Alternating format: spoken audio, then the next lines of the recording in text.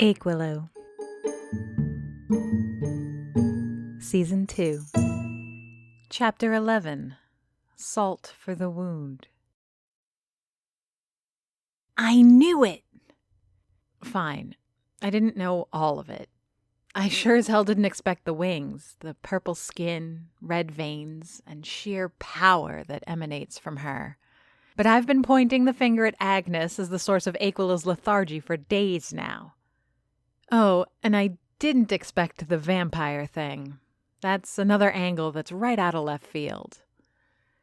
Self-satisfaction is all well and good, but it's not going to be of much use to me if I get eviscerated or drained of blood. Or both. I don't see why each would be an anathema to the other. I thought I had more time, but the hunger demon clearly didn't find its last meal satisfying enough. Now, it's doing as it does when the magic of my cakes runs out. It wanders through the alleys of Aquilo looking for its next meal. For months, I was the one to provide, but now I find myself empty-handed, caught between the devil and, well, another devil. At least the raccoons are on my side. The Dawn, biggest of the vermin, is hissing and growling, baring his fangs at Agnes. Crimson and the other beat-up, mean one are crawling from behind the dumpster, and they look like they're ready for a fight. I'm not going to go so far and assume they're defending me. They're clearly protecting their territory. But it's nice to know that when I die, in a minute or so, someone will have fought beside me. Agnes casts a dismissive glance towards my ring-tailed allies, projecting scorn from her golden eyes. Tight muscles flex underneath the skin of her legs as she pushes herself upright. Everything about her radiates power and lust in equal yet competing quantities. Her wings, leathery and torn, fold and unfold, stretching to cast shadows on the wall. Her hands are like talons, fingers curved and tipped with razor-sharp claws. She's an enthralling sight to behold. I feel like I'm staring down a tsunami, terrified but too awestruck to move. Even the gurgling sound of the more immediate threat behind me does nothing to shake my attention. I can imagine it, though. The gaping, endless maw of its mouth, open to show the blunt teeth and releasing the terrible odor of rotting meat from its missing entrails. Short, sharp claws dig into my leg, snapping me from my reverie. I look down to see Brioche, my favorite raccoon, scratching at my calf, hissing at the beast behind me. It's enough that I regain my grasp on reality. Claws to the back, claws to the front, and claws in the skin of my leg. Well, I too have claws. I reach into my apron pocket again, pulling out the fillet knife I brought out with me. It's not much, certainly no match for the supernatural speed and strength of the monster behind me. And who knows what powers Agnes can leverage in this form. But if I'm going down, someone's paying a toll in flesh and blood for my departure.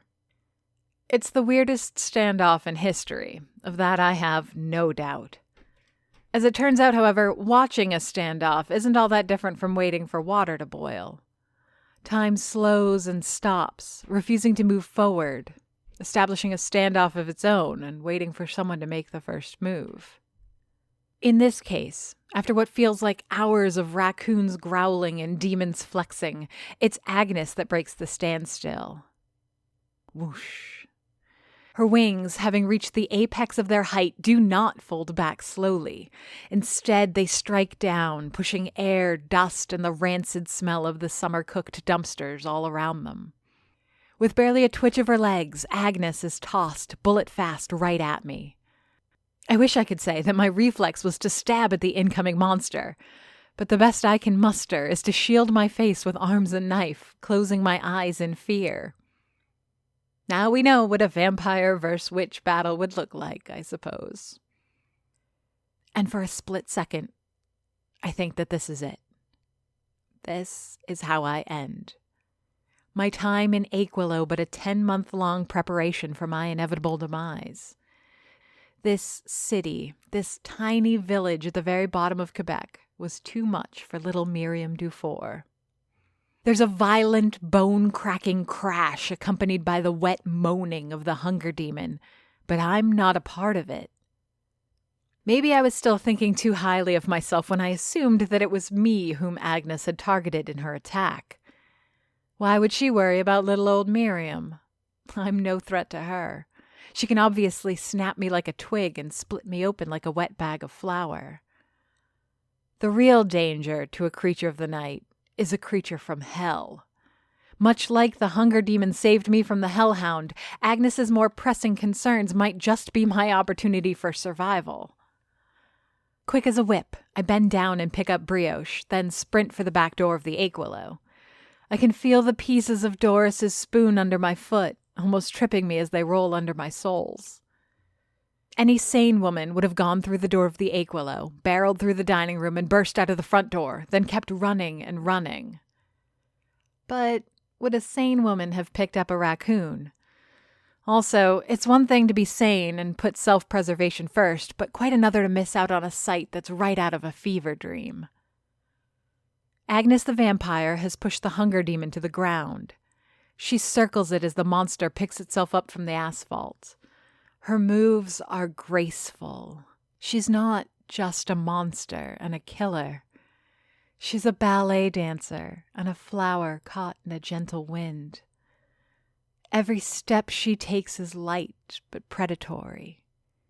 She reminds me of a spider crawling around its web, deciding how best to approach a fly caught in the strands. The hunger demon has a large gash across its upper chest.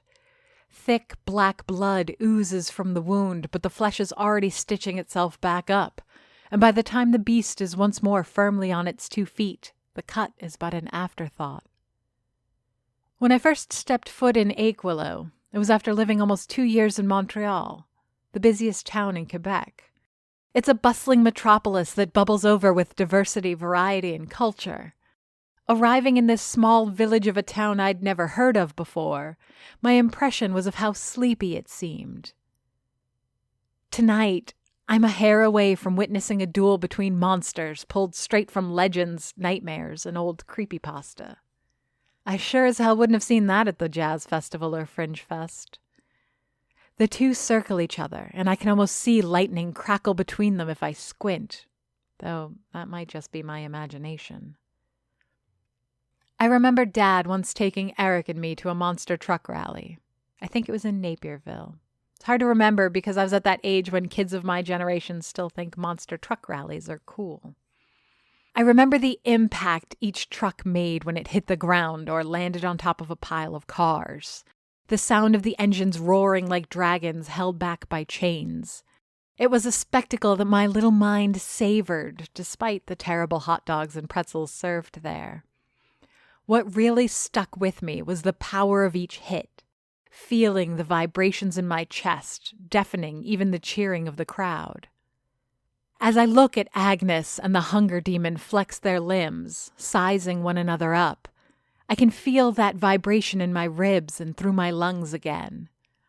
It's there, waiting to be felt in full force once more, projected by this tiny winged vampire and her corpse-like opponent. Brioche's claws dig deep into my arms, holding fast but also urging me to leave, to step through that door and escape to the relative safety of my cafe. Something terrible is a breath away from happening, and it would be wise to be elsewhere when it does. But would you walk away from watching the strangest fight in history? Could I be blamed for wanting to be a witness to What are you waiting for? Go! Agnes's voice is more than sound. There's a silent music to it, a melody that grabs at all my nerves. Some of them, I'm ashamed to admit, more than others. Suffice it to say, her words do not accomplish what they set out to do, and instead of making me see reason and flee, they melt my knees and break my heart, filling the cracks with a longing so deep and physical that I want to put myself between her and the hunger demon. The decaying, starving beast seizes on Agnes's moment of distraction to strike. Its claws, black and glistening like the skin of wet slugs, cut a shallow line into her skin. Blood, red like rose petals, forms a line and then drips down in streaks from Agnes's belly. It smells like lilacs in the spring mixed with the strong scent of alcohol and sweat. It's the smell of a cheap whorehouse. I wait just another moment, taking it all in. The sight, the smell, the very sound of her breathing as she lunges at her opponent, clawing out chunks of putrid flesh, all of it is intoxicating enough that I cannot keep my head straight. Then a bite. Brioche is unimpressed by the strange and alluring creature that Agnes has become, and has decided to remind me that the time has come for us to escape. The lock on the back door of the Aquilo turns in my hand, securing the exit with a loud click. With this noise, the spell is broken. I can still smell her scent, but without her sight, I recognize the enchanted nature of Agnes's charm. The pheromones, or whatever, lose their grip on my heart, and, I hate to admit, my libido. I never thought of myself as someone who might fall for another woman. But what I saw in the alley, what's right now facing off against a monster, is no simple girl. She's not even human anymore, assuming she ever was. The noises from the alley reverberate and shake the windows. Whatever is going on out there, it's a masterpiece of violence that I should be glad to miss. Instead, it's a challenge of will to focus on my own safety. To that effect, I start making my way to the front door. The plan is to get as much distance between myself and the Aquilo Cafe. Maybe I can find Gulliver's truck. I'm sure he told me where he parks it when he sleeps in town once. Or maybe I can seek refuge at the police station, though I have a hard time coming up with a reasonable explanation for my presence once I get there. And would they allow me to bring a raccoon? The chimes sing to me as I push the door open, but before I can make my final escape, I'm held back. The music of the bells isn't a goodbye song. It's more complex. Perhaps I'm losing my mind. But even though the thin metal tubes that bounce off each other to make the same melody each time a customer walks in and out of the cafe haven't changed their tune, what they say sounds different. Sorry, Brioche. We're staying. I put the raccoon down and lock the front door. Memories of the hunger demon crashing through the front window of the cafe flood my mind. There's not much that could stop it, or Agnes, from getting into the Aquilo should they put their mind to it. It's happened before, and it could happen again. Then again, what is there outside that would protect me? Nothing. Regardless of where I go or who I turn to, there's no protection against the forces battling it out in my alley. Except the Aquilo is the home of the Dufour witches. 6 women came before me, and each must have been powerful in her own right. One of them made immortal raccoons, for crying out loud. This cafe was their stronghold, and for lack of a better option, it's going to be mine. Good idea, I call out to Brioche as she scampers to the kitchen. With the sound of the hunger demon's moans and the occasional crash of dumpsters as our backdrop, the little raccoon and I busy ourselves. All right, I busy myself. Box after box of table salt is spilled on the floor and piled into the edges of the dining room. It's a quick and simple job, turning the Aquilo into an enormous protection circle, but any gap in the line of salt would make the whole endeavor ineffective. Considering it's my life that's at stake, I put in the extra attention. By the time I'm done with wasting damn near all of my table salt, the noises from outside have subsided and vanished. The last line of salt I pour, completing the irregular circle and sealing the Aquilo with Brioche and I inside. There's nothing outside but the sound of a light summer rain pounding the front window. I sit at one of the tables in the middle of the dining room and watch the drops trail down on the symbol of the Aquilo tree etched into the glass. The water picks up the light of the street lamps, breaking it up in shadows that crawl over the tables and chairs.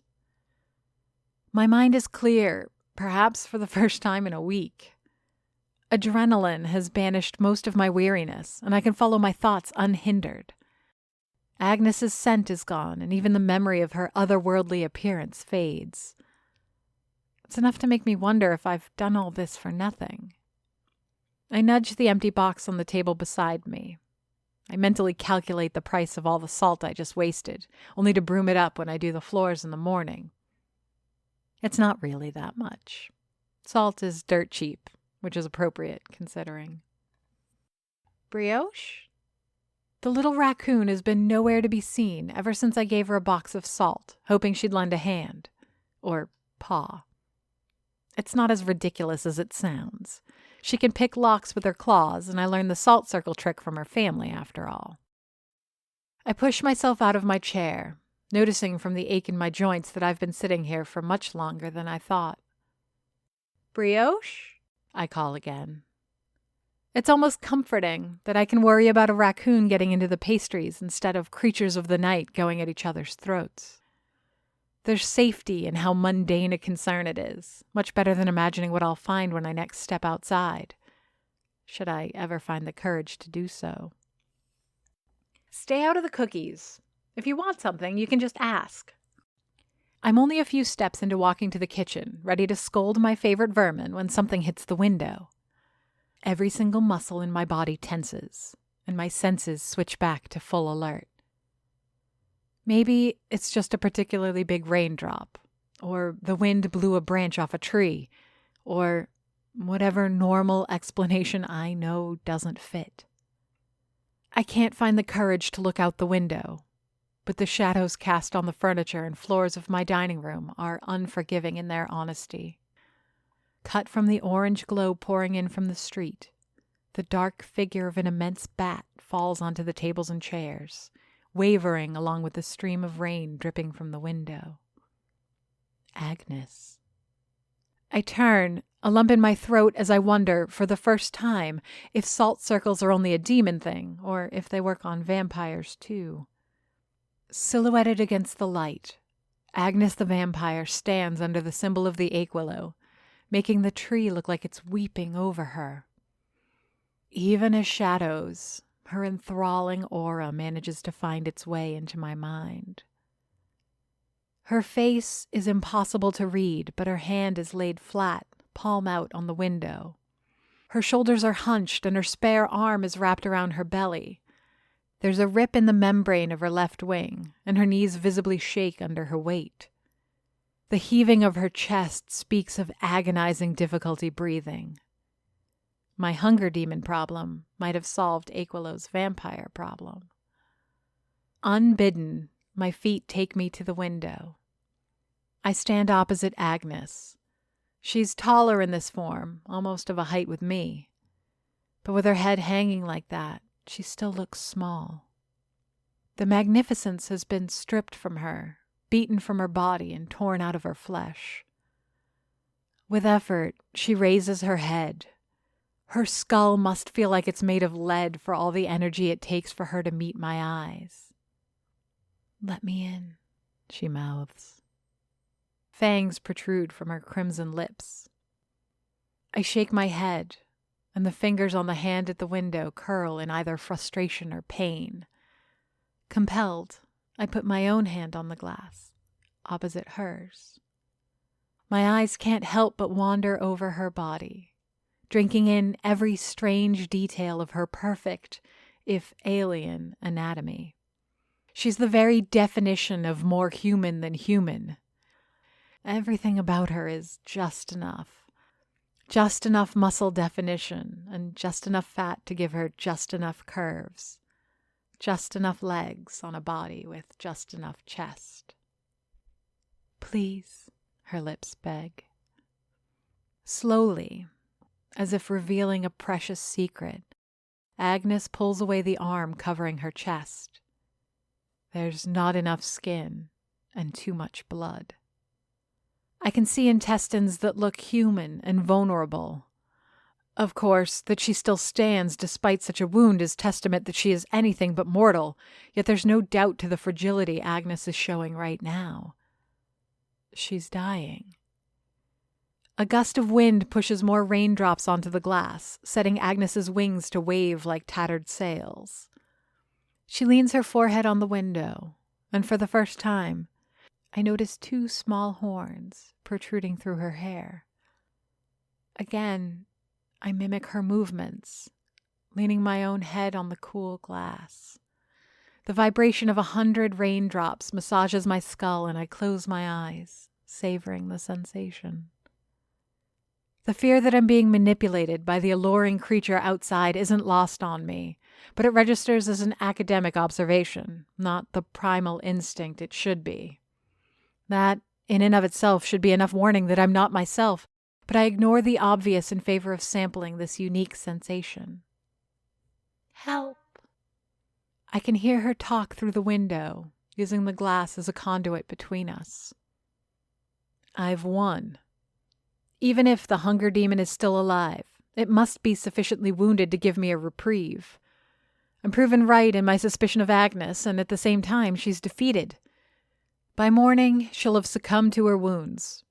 If not, she's certainly no threat to the community any longer. All I have to do now is walk away. Maybe get a pastry and a cup of coffee, and wait. Instead, I stay. My head pressed on the window, still listening to the irregular drumming of the rain, separated from a deadly threat by a thin layer of glass and a line of salt. I take and hold a breath, hesitating, fighting this stupid decision I'm about to make, then speak. How? Am I really going to do this? My perceptions are losing their focus along with my convictions.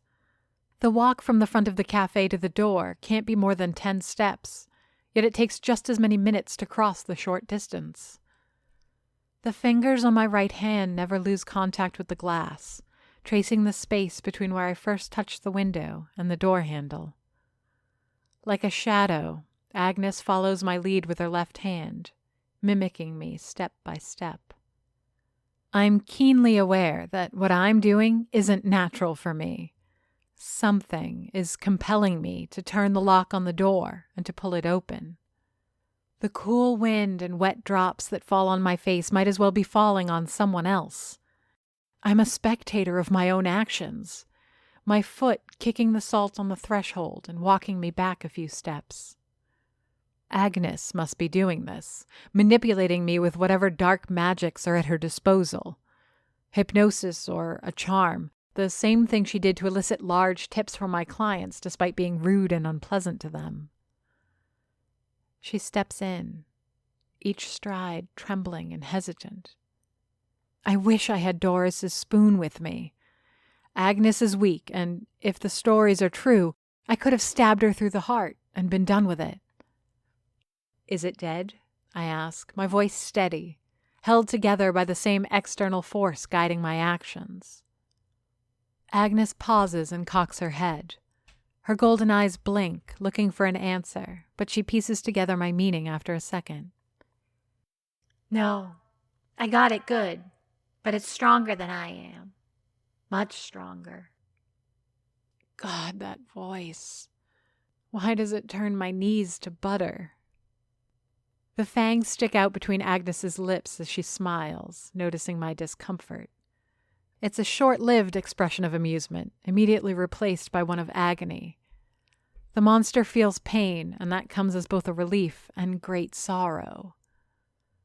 Her own knees start to shake, but unlike mine who are falling victim to some supernatural attraction, hers are failing from exhaustion. Her anatomy, though inhuman, can only keep her going so long with that kind of wound. How do I help? She leans on the wall, her back sliding over the corkboard where local artists and businesses pin their cards and flyers. A streak of thick blood follows her on the way down until she's sitting, huddled on the floor. Her wings are gone, and I can't remember when they disappeared. Her skin is pale and white, and the red veins that crept all over her body have turned a weak purple, like that of a week-old bruise. Less menacing, she's easy to step around, allowing me the great relief of putting the salt circle back together. An old cliché comes to mind as I push grains up against the threshold with the palm of my hand. Did I trap the demon outside, or did I trap myself inside with the demon? When I turn back to Agnes, hoping for an answer, she looks as human as the first day I met her. Except, instead of the bristly creature ready to lash out at the simplest provocation, she's a fragile, broken bird. She reminds me of a crow that's been hit by a car. "How do I help you?" I repeat, kneeling next to her, trying to better see her wounds in the shadows. With no small effort and a grunt of pain, she lifts her head to look at me.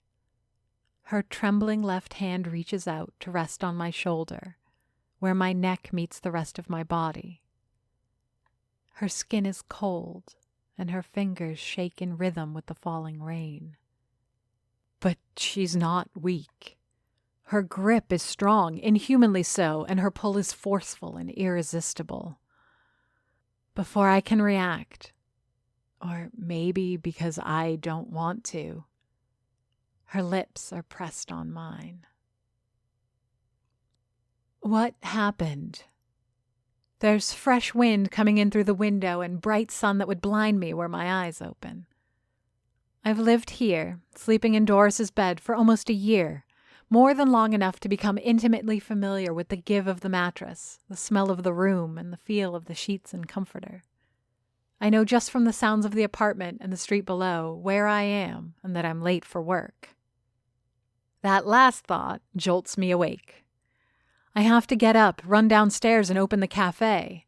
My customers will be waiting for me. They need their coffee. They need their breakfast. It's a wonder I'm not hearing them grumble and complain through the window already. But before I can even pull myself up, I remember. There's probably no customers. If there were, they already gave up and went somewhere else. Aquila is falling asleep with every passing day, prey to a lethargy that spreads like a virus amongst the citizens. And the cause? The cause was in the cafe last night. She was wounded, fatally, and I offered to help. My eyelids fly open, exposing my retina to the harsh morning sun, but there's no time for discomfort or even pain. Like a cat touching a paw to a puddle of water, I leap out of bed, ready and afraid of what I might find lying under the covers with me. Nothing. No one. There are stains of red blood on the beige sheets, marring the flower bud pattern of the comforter. It's fresh, a few hours old at most. I doubt it's mine. I don't have any wounds that would bleed that much, but also Agnes's open belly would have left much more copious amounts. There's a pattern to it, shapes like handprints on the pillows and streaks that go no lower than elbow level. In fear and frustration, I grab at the sheet, intent on tearing them off the mattress, tossing them in the washer, and erasing any trace of whatever happened here. But the blood is on my hands. Not the old metaphor of a guilty conscience. There's no beating heart under the floorboards of Doris's apartment. None that I know of. The blood on the bed isn't mine, but I brought it here. I remember allowing Agnes into the Aquilo. I remember her ghastly wound. I remember her kissing me. Like prey, I prick my ears, trying to pick up the sound of a predator hiding. I listen for footsteps, snoring, the shuffling of clothes, or the closing of a cupboard, anything to indicate that I'm not alone in the apartment. Only the rare car driving down Rue Principale breaks the silence. Thoughts stumble over each other, crowding my brain like I'm trying to cook an 11-course meal all at once. There's too much to keep track of. Too many ideas and scenarios play themselves out. It's a cacophony, and I can't stem the flow of it. Sheets and comforter get thrown in the washing machine, and I pour too much detergent in before starting it. Every room I walk into, going from the bedroom to the kitchen and to the laundry room, I expect to see Agnes licking blood off her lips. Each time, there's nothing, and I finish my journey where I should have started it, in the bathroom, in front of the mirror. Is it my imagination, or do I look pale? I pull off the t-shirt I wore to bed and stand, naked, in front of my own image. My bloody hand pulls at my hair, moving it aside like curtains to reveal the empty seam of my neck. I squint and look, but I can't find anything that might pass for puncture marks. I run my fingers over the skin, feeling for bumps or scar tissue, and find nothing. As suspected, there's no one waiting for me in front of the cafe. It's a disheartening sight, one that would set any business owner on the path of despair, but I welcome it. Right this minute, I couldn't tell if the Aquila would be in trouble after a whole week of declining patronage. I'd have to ask Helen Edna for that information, but just the thought of her makes my stomach turn. The words, "Notary Public," brings up images of Peter smiling at me through the window. The chimes sound softer than usual.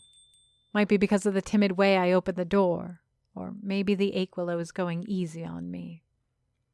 I expect there to be blood, a pool on the floor and streaks of it on the wall, but it's all gone. Even the salt I'd so carefully used to trace the outlines of the cafe has vanished. Rain would have swept all signs of Agnes standing outside the cafe, wings caught in gusts of wind, holding her innards from falling out of her belly.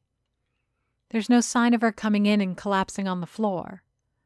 It's tempting to pretend that it was all a dream, a memory with as much substance as cotton candy in a puddle. But I smell lilacs, honey, and wine. The corkboard is naked, stripped of cards and flyers, and, if I look very close, stained with specks of maroon wedged into the cracks. Brioche? If all that I remember from last night is true, then I left my little raccoon friend in the Aquilo. I'm sure she's fine. There's plenty of food for her here, and she knows how to get it, but I want to make sure she's okay. I want to reassure her that I'm fine. I want her to reassure me that I'm fine. It doesn't take long for me to figure out that my little furry friend didn't wait for my return to get out. I find the back door ajar, the same as I've found it countless times when Brioche or any of the other raccoons make their way into the kitchen to steal treats or salt. As I walk towards the door to close it, I wonder if the Dawn and the others learned to pick locks on their own, or if someone taught them. When I touch the handle of the back door, however, I'm reminded of what happened yesterday, beyond the meager safety it provides. I catch my breath at the thought, glad for the abundant sunlight falling through the front window. Still, curiosity must have its toll, and I wonder what the battlefield looks like. I even spare a moment of worry for the raccoons who stayed behind in their dumpster while the violence played out. I look outside. At my feet, on the porch stairs and wearing a pair of my jeans and one of my t-shirts, the one with the yellow and blue stripes, sits Agnes. She looks up, more human than ever, now that she isn't dressed like or in the form of a vampire. Through a smile that seems to come at great effort, showing teeth no sharper than mine, she mouths the words, "Thank you." Aquilo is written by J.F. Dubow and narrated and produced by me, Amy Frost. If you enjoy the show, please leave us a review on Apple Podcasts. You have no idea how much it helps. Want to support the show? Buy us a coffee. Visit ko-fi.com/Aquilo to donate a cup. Questions? Comments? Email us at aquilo@gmail.com. Follow us on Facebook, Twitter, and Instagram under the username Aquilo.